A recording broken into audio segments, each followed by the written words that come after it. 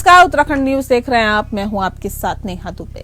बागेश्वर उपचुनाव को लेकर प्रचार प्रसार करने पहुंचे भगत सिंह कोश्यारी ने युवाओं से स्वरोजगार अपनाने की बात कही। इस दौरान पूर्व सीएम ने कोश्यारी ने युवाओं से स्वरोजगार अपनाकर बेरोजगारी को रोजगार उपलब्ध कराने योग्य बनाने का आह्वान किया। उपचुनाव को लेकर कोश्यारी ने कहा कि प्रदेश और केंद्र सरकार द्वारा किए जा रहे विकास कार्यों को देखते हुए निश्चित रूप से भाजपा की विजय होगी। उन्होंने सभी से अपने मताधिकार का प्रयोग करने की अपील भी की। हमारा प्रदेश आगे बढ़ रहा है, देश आगे बढ़ रहा है और हर क्षेत्र में, हर फील्ड में हम आगे बढ़ रहे हैं। और मुझे लगता है कि अगर आप विविध चीज़ें मेरे से जानना चाहेंगे तो समय लगेगा, लेकिन कोई ऐसा फील्ड नहीं है कि धरती से लेके चंद्रमा तक सब जगह, चंद्रमा में चंद्रयान चला गया तो धरती से लेके चंद्रमा तक, धरती से लेके समुद्र तक सब जगह पिछले 8-10 सालों में, 8-9 सालों में, प्रगति पहले भी हुई पर 8-9 सालों में, जिसको अंग्रेजी में रिमार्केबल ऐसी प्रगति कहते हैं, ऐसी प्रगति हुई है।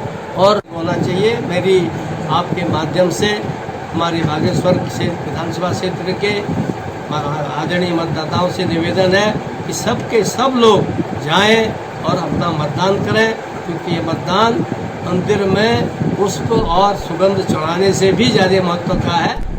बागेश्वर उपचुनाव के अंतिम दौर में समाजवादी पार्टी अपने प्रत्याशी भगवती प्रसाद टिकोटी का जनाधार बढ़ाने की पूरी कोशिश कर रही है। इसको लेकर बागेश्वर शहर क्षेत्र में जन मुद्दों को प्राथमिकता दे रही है। सपा के उत्तराखंड प्रदेश प्रभारी अब्दुल सिद्दीकी का कहना है कि बागेश्वर शहर में समस्याओं का अंबार लगा हुआ है। बागेश्वर में 2 नदियां होने के बावजूद भी जनता प्यासी है। सीवर लाइन का मुद्दा, जिला अस्पताल रेफर सेंटर बना है, ये सब मुद्दे दिखलाते हैं कि भाजपा और कांग्रेस अपने घोषणा पत्र में लिखे वायदे कभी पूरा नहीं करती। रक्षाबंधन की देश भर में धूम है। कैबिनेट मंत्री गणेश जोशी ने टाउन हॉल में आयोजित रक्षाबंधन कार्यक्रम में वहां मौजूद सैकड़ों बहनों से राखी बंधवाकर उनको उपहार भेंट किया। इस दौरान सैकड़ों की संख्या में महिलाएं मौजूद रहीं। महिलाओं ने कैबिनेट मंत्री गणेश जोशी से रक्षा का वचन लिया तो गणेश जोशी ने सभी बहनों को उनकी रक्षा का वचन दिया है। इस कार्यक्रम में दूर दूर से क्षेत्र से महिलाओं ने भाग लिया। इस दौरान टाउन हॉल सभागार महिलाओं से खचाखच भर गया। कार्यक्रम का शुभारंभ कैबिनेट मंत्री गणेश जोशी और मुख्य अतिथि पतंजलि के अध्यक्ष आचार्य बालकृष्ण ने दीप प्रज्वलित कर किया है। इस दौरान लोक गायिका रेशमा शाह ने लोकगीत प्रस्तुत किया, जिस पर महिलाओं ने जमकर नृत्य किया।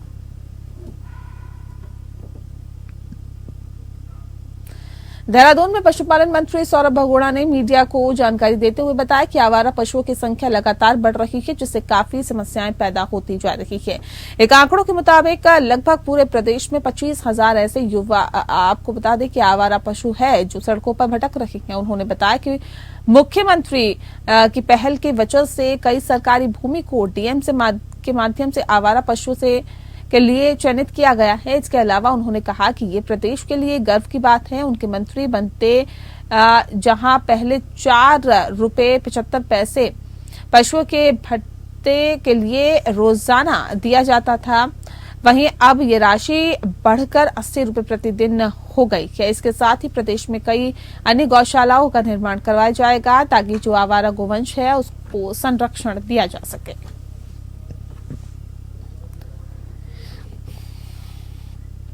पौड़ी में पुलिस के सिपाही द्वारा एक बस कंडक्टर से मारपीट करने का मामला सामने आया है। मारपीट के बाद घटना को अंजाम देने वाला सिपाही फरार बताया जा रहा है। फिलहाल रात के समय बस कंडक्टर बस अड्डे पर बस में सो रहा था। उसी दरमियान रात करीब 1:30 बजे के आसपास एक होमगार्ड का जवान और एक पुलिस के सिपाही ने बस के कंडक्टर को दरवाजा खोलने के लिए कहा। जब कंडक्टर ने दरवाजा नहीं खोला तो सिपाही ने बस के अंदर महिला होने का संदेह जताया और कंडक्टर को धमकाते हुए दरवाजा खुलवाया। वहीं दरवाजा खोलने के बाद सिपाही ने टॉर्च से कंडक्टर की छाती पर मारते हुए घायल कर दिया। वहीं इस मामले को लेकर पीड़ित परिवार ने एसएसपी से कार्रवाई की गुहार लगाई है। इसको लेकर एसएसपी श्वेता चौबे ने बताया है कि संबंधित सिपाही को लाइन हाजिर करते हुए मामले की जांच सीओ सदर श्याम दत्त नौटियाल को सौंप दी गई है। वहीं पीड़ित परिवार के एसएसपी से मिलने के दौरान पीड़ित पक्ष के साथ सभासद अनीता रावत और कांग्रेस के प्रदेश सचिव दीपक असवाल भी मौजूद रहे। देखिए अभी ये GMOU में एक कंडक्टर थे। परसों रात्रि 1:30-2 बजे की बात है। जो हमारी गश्त थी वो बस अड्डे के पास आसपास चेकिंग कर रही थी, तो उनके द्वारा कुछ बहस और मारपीट जैसी बात बताई गई है इनके द्वारा। तो उसमें मेरे द्वारा जो जांच है इसकी इस पूरे प्रकरण की वो CO पौड़ी को दी गई है, और इसके अलावा जो संबंधित कर्मचारी जिसके लिए बताया जा रहा है उसको लाइन हाजिर कर दिया गया है। मैं अपनी गाड़ी में बैठा हुआ था, बाथरूम में आया। जैसे ही बाथरूम करके अंदर गया, पुलिस वाले जो ड्यूटी पे तैनात थे वो आए गाड़ी पे। उन्होंने दरवाज़ा ज़बरदस्ती मेरे से खुलवाया। उसके बाद अभी वो लगा रहे हैं कि यहाँ कोई लेडीज़ बैठी हुई है, हमको अंदर देखने दे। उसके बाद पहले होमगार्ड वाला आया, मैंने नहीं खोला। फिर जब खोला नहीं तब दोनों आए, दोनों ने दरवाज़ा बचोला। तब मेरे को वो लेडीज़ का वो लगाया उन्होंने आरोप।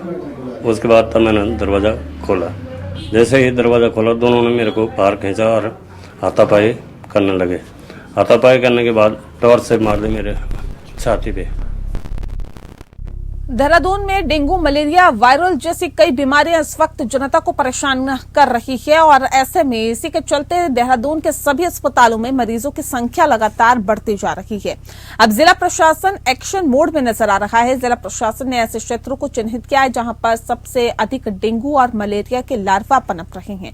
इसके लिए बाकायदा कार्रवाई भी प्रशासन की ओर से की जा रही है। साथ ही CMO के साथ बैठक का इस बीमारी से निजात पाने के लिए दिशा निर्देश भी जारी किए जा रहे हैं।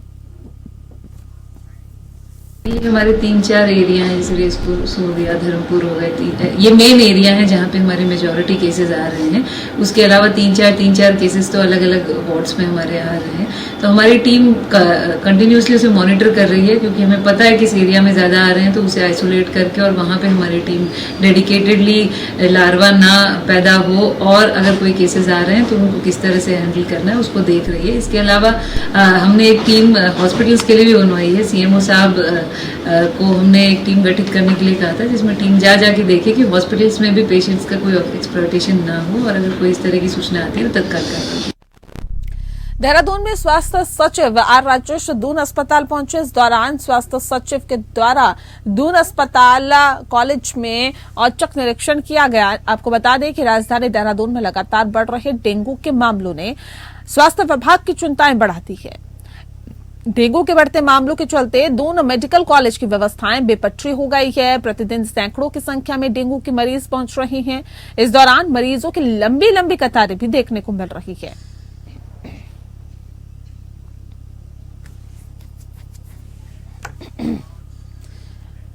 दून अस्पताल की OPD में लगातार मरीजों की भीड़ बढ़ती जा रही है। आए दिन dengue, malaria, eye flu, sir दर्द और बुखार के मरीज लगातार दून अस्पताल में पहुंच रहे हैं।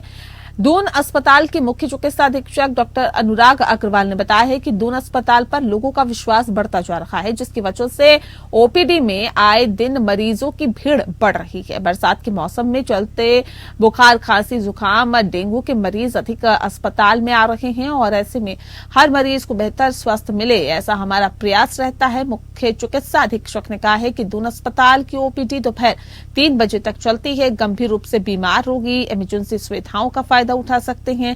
सामान्य OPD की अगर हम बात करें तो 600 से 700 मरीज हर दिन सामान्य OPD में आ रहे हैं। इसके अलावा बच्चों की OPD की अगर हम बात करें तो वे लगभग 300 के करीब प्रतिदिन जा रही है। अस्पताल में एक विश्वास और हमारी सुविधाओं के चलते ये इस तरह की OPD बढ़ती जा रही है, लेकिन बारिश के महीने में हमेशा इस तरह के बुखार, जिसमें डेंगू है, टाइफाइड है, इवन मलेरिया, ये सबका काफ़ी प्रकोप रहता है। तो ऐसे केस में हमारी OPD 2500 के आसपास रोज़ जा रही है आउट पेशेंट, और पूरी कोशिश की जा रही है कि हमारी टाइम से शुरू होकर हमेशा एक मरीज को सुविधा देने की बात है कि शाम को 3 बजे तक OPD चलती है। गंभीर रूप से रोगी, जो बीमार रोगी हैं, वो इमरजेंसी में दिखा सकते हैं, लेकिन OPD के टाइमिंग सुबह 9 से लेकर 3 बजे तक है, और उसमें हमारी जो वयस्क OPD है मेडिसिन की, वो 600-700 के बीच जा रही है, जिसमें ज़्यादातर मरीज बुखार, बदन दर्द और जिनमें डेंगू होने का आशंका है वो है। बच्चों की OPD भी 200 से 300 के बीच में जा रही है, जहाँ छोटे बच्चे 18 साल से छोटे बच्चे इस बुखार और बदन दर्द के साथ जहाँ डेंगू जैसे लक्षणों के साथ आ रहे हैं। वहीं राष्ट्रीय खेल दिवस और मेजर ध्यानचंद के जन्म दिवस के अवसर पर उत्तराखंड खेल विभाग ने कार्यक्रम का आयोजन किया। इस कार्यक्रम में मुख्यमंत्री पुष्कर सिंह धामी ने शिरकत की। खेल परिवार में मुख्यमंत्री का भव्य स्वागत किया गया और उत्तराखंड के कई यंग खिलाड़ियों ने अपनी कला का प्रदर्शन भी किया। इस दौरान मुख्यमंत्री धामी ने खिलाड़ियों के लिए प्रोत्साहन योजना का शुभारंभ किया। वहीं मुख्यमंत्री ने खेल से संबंधित कई घोषणाएं भी की। इस दौरान सीएम ने खिलाड़ियों को कड़ी मेहनत करने की सलाह दी। वहीं कार्यक्रम में मौजूद खेल मंत्री रेखा आर्य ने मुख्यमंत्री द्वारा की गई घोषणाओं की जमकर तारीफ की।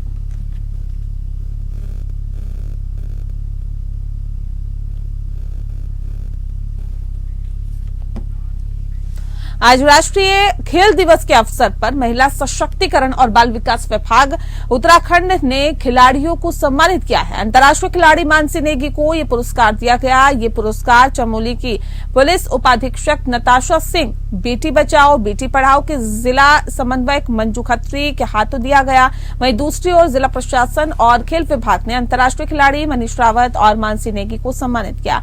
जिलाधिकारी हिमांशु खुराना ने स्मृति चिन्ह देकर और शॉल ओढ़ाकर लोगों दोनों को संबोधित किया और दोनों खिलाड़ियों को सम्मानित भी किया। इससे पूर्व दोनों खिलाड़ियों ने स्पोर्ट्स स्टेडियम में मेजर ध्यानचंद के जन्मदिवस के राष्ट्रीय खेल दिवस पर आयोजित 3 दिवसीय जिला खेल कूद प्रतियोगिता का शुभारंभ किया। त्योहारों का मौका आते ही राज्य का खाद्य सुरक्षा विभाग एक्टिव मोड में नजर आ रहा है। हालांकि खाद्य पदार्थों में हो रही मिलावट के मामलों में वो नाकाम साबित हो रहा है। वहीं रक्षाबंधन पर लिए भेजे गए खाद्य सामग्री के सैंपलों की रिपोर्ट आने को लेकर अधिकारी चिंतित दिखाई दे रहे हैं, क्योंकि रक्षाबंधन का त्योहार निकट आ चुका है। दरअसल त्योहारों से पहले एफडीए के द्वारा सैंपल लिए गए थे, लेकिन उनकी रिपोर्ट अब तक नहीं आई है। ऐसे में विभाग के अधिकारियों की खानापूर्ति साफ साफ दिखाई दे रही है। एफडीए के ज्वाइंट कमिश्नर आरके सिंह ने बताया है कि व्यवस्थाओं को बेहतर बनाने के लिए विभागीय स्तर पर काम किया जा रहा है, जिससे कि लोगों को सुरक्षित खाद्य सामग्री मिल सके।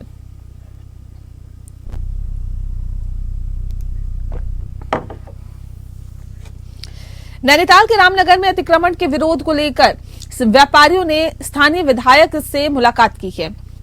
दरअसल नेशनल हाईवे और सरकारी भूमियों पर अतिक्रमण जो अवैध हो रहा है, उसके खिलाफ हाईकोर्ट के आदेश के तहत प्रदेश सरकार ने अवैध अतिक्रमण हटाने को लेकर निर्देश जारी किए थे, जिसको लेकर रामनगर में भी वन विभाग द्वारा रानीखेत रोड और लखनपुर चुंगी इलाके में अतिक्रमणकारियों को नोटिस देकर 31 अगस्त तक अतिक्रमण स्वयं हटाने का आदेश दिया गया।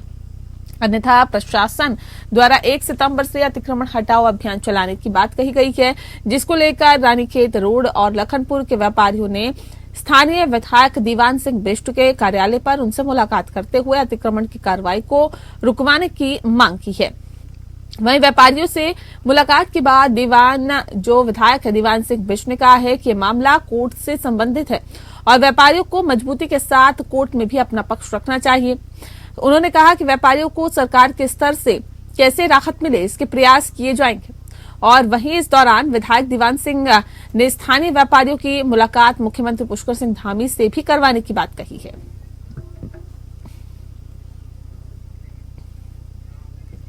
देहरादून में अवैध खनन के खिलाफ मुख्यमंत्री पुष्कर सिंह धामी के निर्देश के अनुसार बड़ा असर देखने को मिल रहा है। राजधानी देहरादून में जिला प्रशासन खनन माफिया के खिलाफ सख्त कार्रवाई करने के लिए कदम उठा रहा है।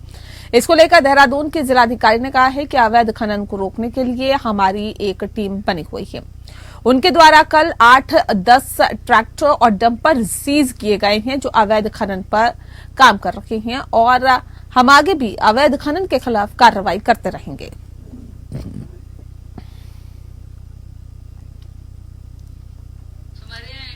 टीम बनी हुई है जो कि एसडीएम की अध्यक्षता में बनी हुई है और अभी क्योंकि बरसात का सीजन है, एज ऑफ नाउ तो कहीं खनन नहीं हो रहा है, लेकिन क्योंकि बीच बीच में शिकायतें आती रहती हैं कि नदी में से कहीं ना कहीं ट्रैक्टर ट्रॉलियां चल रही हैं, तो हमारी टीम रात को भी जाती है। कल भी कार्रवाई हुई है, करीबन 8-10 कल भी ट्रैक्टर ट्रॉलीज और डंपर सीज किए गए और उससे पहले भी डेली बेसिस पे हमारी टीम जा जाके कार्रवाई कर रही है। वहीं कानपुर क्षेत्र के लंडौरा में सड़क बनाए बिना ही ठेकेदार को भुगतान करने का मामला सामने आया है। इससे गुस्साए लोगों ने नगर पंचायत बोर्ड के खिलाफ प्रदर्शन किया। वहीं लंडौरा के मोहल्ला गडरियान के लोगों का कहना है कि उनकी गली में 2005 में सड़क बनाई गई थी। कई साल सड़क टूटकर गड्ढे बने हुए हैं और कई बार सड़क को बनाने की मांग भी की जा चुकी है, लेकिन अभी तक दोबारा सड़क नहीं बनाई गई है। वहीं आरटीआई कार्यकर्ता जुल्फकार ने नगर में बनाई गई सड़कों की सूचना मांगी थी और मोहल्ले के लोगों का कहना है कि नगर पंचायत की ओर से दी गई सूचना में वर्ष 2022 में फिर से सड़क बनाना दर्शाया गया। सूचना के अनुसार सड़क का निर्माण के लिए 1,58,841 रुपए का भुगतान ठेकेदारों को करना भी दर्शाया गया है, जिसके बाद मामले की जानकारी मिलने पर मोहल्ले के लोगों ने नगर पंचायत बोर्ड के खिलाफ प्रदर्शन किया। भाई साहब, ये 15 साल पहले सड़क बनी थी और इसके जो 2022-23 में इसका पेमेंट दिखा रखा है। बनी है 15 साल पहले, 23 में जो। बाकी मेरा घर यही पीछे वाला मकान यही है। पेमेंट निकाल दी गई। मेरा तो ये सड़क बनी नहीं, मकान मेरा गिरने को हो रहा, नीचे पानी भर रहा सारा। आप देख सकते हैं कितनी नाली टूटी, नाली आज तक बनी नहीं है। पानी पूरा अंदर ही जा रहा सारा। ये सड़क बनी नहीं बिल्कुल भी।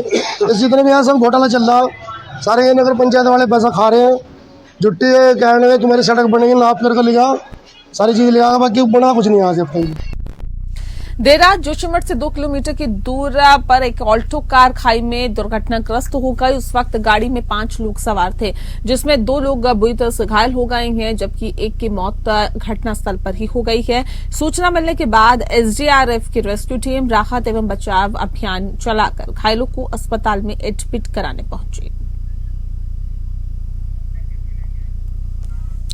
रोटरी क्लब दिल्ली मंथन में अंगदान अभियान शुरू किया गया और ऐसे में इस अभियान के तहत हरिद्वार के केयर नर्सिंग कॉलेज में पढ़ने वाले छात्रों को अंगदान के प्रति जागरूक किया गया। कार्यक्रम में उत्तराखंड संस्कृत यूनिवर्सिटी के कुलपति professor Dinesh Shastri, care nursing college के एमडी आर.के. शर्मा और रोटरी क्लब के डिस्ट्रिक्ट गवर्नर अरुण मोंगिया शरीक हुए।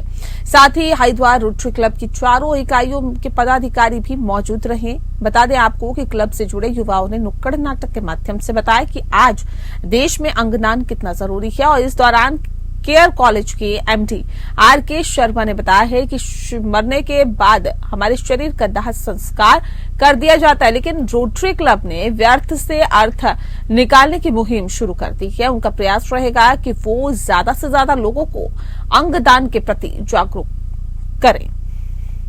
पूरे संसार से हमारे जो पोलियो है उसे हटाने के लिए जाने जाते हैं। इसी तरह से रोटरी क्लब हमारे दिल्ली के रोटरी मंथन ग्रुप ने एक शुरुआत की है ऑर्गन डोनेशन को लेकर के।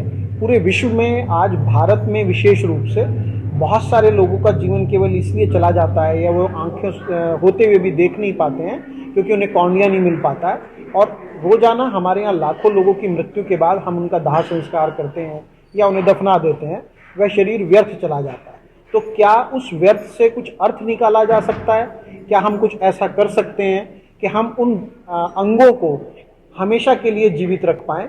इसी को लेकर के मुहिम चली है। और इसी के साथ फिलहाल इस बुलेटिन में इतना ही। नमस्कार।